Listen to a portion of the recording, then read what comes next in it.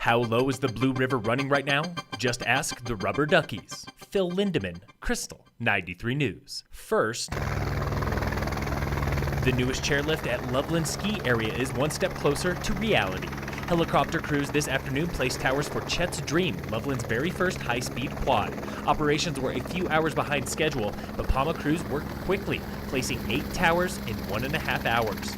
All that's left now are cables, chairs, and testing, and Loveland's John Sellers says Chet's Dream will be spinning on opening day. It's our first high-speed quads. We're really excited about it. We're replacing Lift 1, which is our workhorse. It's open from opening day to closing day, so it'll be something our guests will be able to enjoy throughout the entire season. The same helicopter crew has been busy this month, installing towers for Copper earlier this week and a basin early next week. September so far has been wet, rainy, and sometimes snowy, but it was too little too late for last weekend's Great Rubber Duck Race fundraiser on the Blue River through Breckenridge. Elizabeth Lawrence with the Summit Foundation. In our 31-year history, this is the first time we were not able to physically run the ducks down the river. Today, the Blue River through Breck is flowing at 32 CFS, less than half of average, and 54 CFS below the dam, about 1/3 of average. Lake Dillon is 86% of capacity, and downstream, Green Mountain Reservoir is 56%, while the largest reservoir on the Colorado River, Lake Mead, is 150 feet below capacity today, just 5 feet higher than the all-time low in 2016.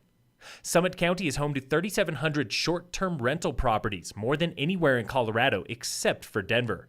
Regulating rentals like Airbnb is causing headaches for property owners and town officials, but for at least one person in Breckenridge, it now means a full-time job. We will be hiring a person who is completely dedicated to short-term rental for the town. That was Haley Littleton with the town. So what does this new job look like? Now that we're requiring people to have a contact, to have an agent, it's really making sure that we have someone at the town dedicated to managing who those agents are, keeping that up to date. Like Breckenridge, Summit planning official Don Reimer says the county is also weighing similar regulations. We're not alone in doing this. People across America, across the world are actually really starting to look at regulations on these because they do have impacts on neighborhoods. County commissioners review countywide regulations this October. The new Breckenridge rules take effect January 1st.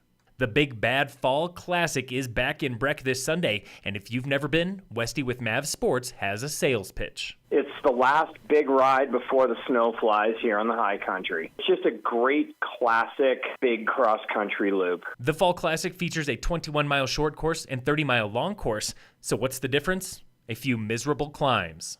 Slalom single track, Upper Flume, Heinous Hill is the significant difference. Registration is still open, and if you've been competing in the Town Series all summer, do not miss the Classic. So many categories are going to come down to Sunday. Sign up now and see series standings at mavsports.com. In sports, the Rockies have the day off before opening a weekend series with the Dodgers tomorrow. And in local sports, brought to you by Wilderness Sports, Summit High Golf is in Steamboat Springs for the Haymaker Invite right now. And this afternoon, Summit High Boys Soccer plays Salida at home. This Saturday is the Oktoberfest 5K in Breckenridge. Cost is $30 through BreckenridgeRecreation.com. Phil Lindeman, Krystal, 93 News.